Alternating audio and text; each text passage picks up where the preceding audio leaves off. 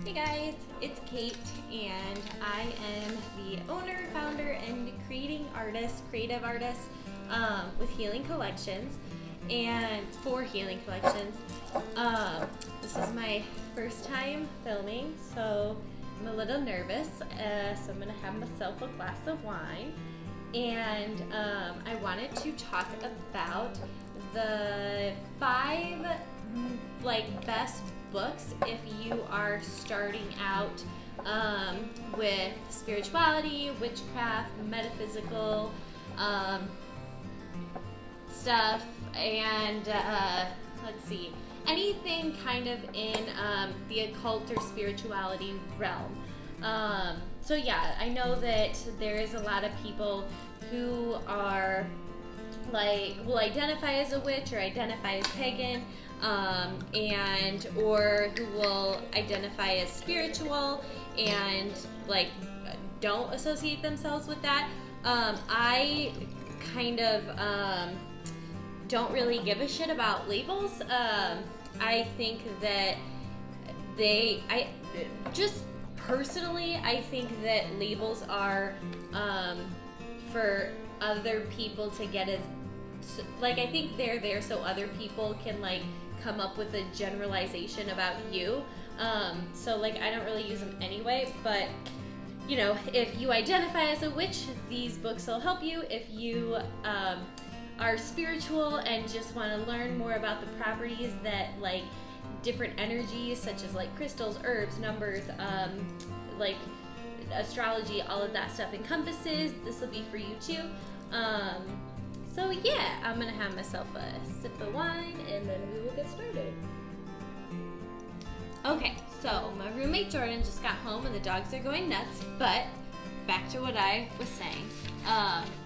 Just so if you hear background noise, that's what it is. So 5 books that I recommend starting off with if you're getting into anything spiritual, occult, witchcraft, metaphysical, whatever you identify with. The Crystal Bible. So this is going to have all of the crystals in it, and it goes alphabetical order, so it's really easy to find. I wouldn't necessarily always go by the pictures because when they edited this, the pictures of the crystals are way more vibrant. So if you're trying to match crystals you already have to figure out what they are, I wouldn't use it as this. But in regards to learning the different properties that each crystal encompasses, this is great. It will talk about the healing properties, attributes, where it's sourced, how easy it is to attain, things like that. In regards to crystals, I also recommend Adam Barrelay's YouTube videos. I will link his channel in the description below. He also published a book, and I think that honestly might even be better than this one. I just don't have it. So when I first started out, this is what I got, and I recommend it for beginners. I have a shit ton of books on crystals now. It's just, if you're starting out, this is what I recommend. Or once I get my hand on Adam's, if it's better than this one. I recommend his without even seeing it, just because I will use this book and his videos as my holy grail. But I digress. Second, when you are learning about herbs, this is the Encyclopedia of Magical Herbs by Scott Cunningham. This is the best book for learning about the different properties of plants. So, for example, you can see, I can't see, hopefully, lavender and kind of how it goes into the folk names, what gender, energy it has, the planet it's associated with, the element, powers, magical uses. Also, another thing that I like about this, as well as the crystal book, if there are herbs that are toxic, it will make a note of that in here. Same with crystal. For example, malachite. I use that. I have beads of it in some of the bracelets, and I have it in some of the candles However, if you were to crush malachite, it is toxic, so you don't want to breathe in the dust. Things like that. Same with different herbs. Like, not all of them, you know, you should be working with or can be burned or whatever. They can be toxic, so good for that too. Then this is going to be a very expensive book. So if you can find information elsewhere, yeah, I take that back. When I first started out, I saved up to buy this. The author, Jeanne, Jeanne, she passed away, and this book, I think, was published in the, I don't know, it's old, a long time ago, but anyway, this book, like paperback, was like $80 to $90. A hardcover is going to be over $100. But in regards to numerology, this is the best. And I think if you are just learning, and this is more of a like spiritual awakening type of path you're on for the moment, you could maybe hold off on this. But if you are in the process of creating things and like divination and I don't know, not quite a beginner, then I would highly recommend this. I don't think any other book in regards to numerology even comes close to having just like the knowledge that Jeanne like poured into this. And it's gorgeous, and it's just like one of those that, like, I don't know, it feels magical. So yeah. When I create things or anything that I talk about, I will get a lot of my information from this. This is a textbook. I don't necessarily recommend it, just because a lot of times people don't like to just like read a full-blown textbook. But for me, I got into spirituality honestly kind of at a young age. I was raised Catholic, but I just, like, with Catholicism, it was always like you're told to believe this, and if you asked why, it was just like because we said so. And like for me, I need a reason why. And so that kind of talks about the science in regards to metaphysics and things like that. And so for me, I really like learning things from a scientific standpoint and understanding why things are the way they are and how everything kind of works. And the other two books I don't have with me. I do own them, but I have let friends borrow them, and they are both with a different friend at the moment. So one of them is called Move Your Stuff, Change Your Life, and it is about Feng Shui, and it's by Karen R. Carter. Fucking Karen. No, I'm just kidding. Well, you know. But that is the most simplistic book when it comes to Feng Shui. And I think anything energy related, you know, whether you're talking about like Reiki energy, Chi, like all of this shit has to do with energy. So I think it's good to kind of understand like all of it, so that way you have a broad understanding. So for example, like let's say you are trying to do a prosperity ritual and you're like you're not manifesting it, or things aren't working, and it's like, okay, well, when you look at your home or your room, like where does the prosperity corner in your room fall? Like for where my roommates and I live, like their bathroom is in the prosperity corner. So that is a big deal because it symbolizes like flushing money down the drain. So it'll be hard to get your like money rituals or like money magic to work and stuff if you're not kind of counteracting that. Things you can do in regards to like, yeah, I was just gonna say, so like my roommates learned right away moving in that we shut the toilet seat every time we flush, because if you don't, it symbolizes flushing money down the drain. It's also gross. Yeah, and there's people who leave their fucking toothbrush sitting on the sink next to the toilet, and you flush it with the toilet seat open. That's a whole nother level. But also, like, you don't want to be having gross teeth and be broke. Like, fuck. Right, Jordan?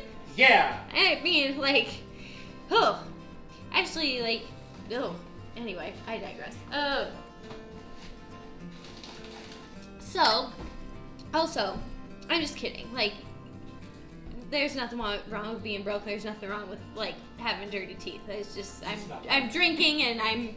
Well, there's a few wrong things with having dirty teeth versus broke. Well, it's not always, like, a choice. Like, some people don't have, like, the ability to, like, right. you know, it's a privilege to have good teeth. It should be a right, but it's, unfortunately, that's not how government works.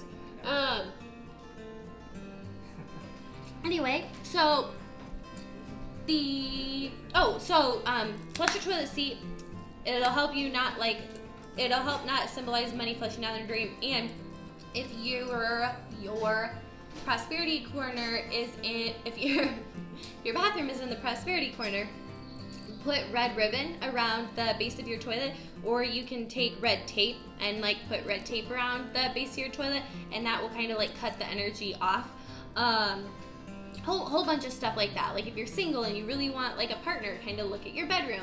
And I mean, you can go into all that. Like the point isn't for me to like ramble on while I'm getting a buzz on.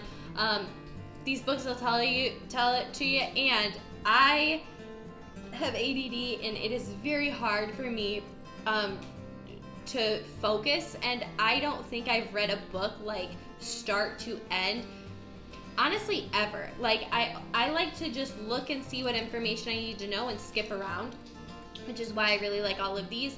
And all of the books I'm recommending, you can do that. It's not something you're gonna need to like read like chapter 1 through whatever. I mean, obviously they were written in a certain order, so I'm sure the author would like beg to differ. However, I have not read them that way, and I seem to be doing just fine. I mean, I guess it depends on who you ask, but like in my opinion, I'm doing all right. So, actually, honestly, like, my goal's not for me to do all right. It's, like, to make shit to, like, help other people. So, I guess, I don't know. You tell me. But, okay. I'm getting feisty. So, last but not least, this is probably the book that if y'all are starting off, this is going to be your go-to. Because everyone starting off in anything, like, spiritual or metaphysics typically gets their, like, I don't know, like, what is it, like feathers ruffled? But that's a bad thing. What is it, like, Jordan, what's the word? Where it's like you get your, like, excited, but it's like no, it's like a good thing. It's like you get your panties wet, but like that's appropriate. Like with like a good, like a saying where it's like it gets your, it's enticing.